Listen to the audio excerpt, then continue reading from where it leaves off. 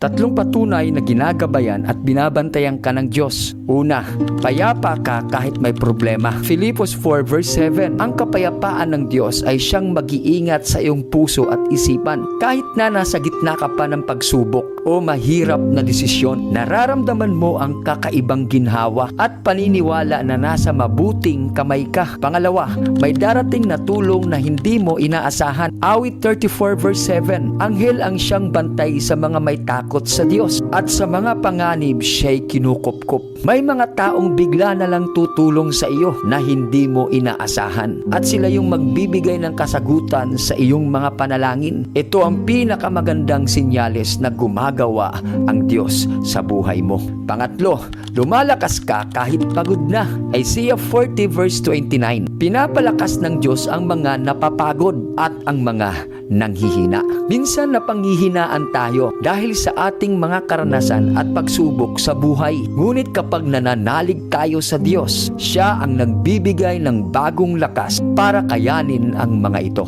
Kaya kapatid, huwag tayong tumigil sa pananalig sa ating Panginoong Diyos dahil totoong gumagabay siya sa mga lumalapit sa Kanya. Manatili tayo sa panalangin at sa pagbubulay-bulay ng Kanyang mga salita at kung magagawa mo ito, madadaig mo ang masama ng mabuti.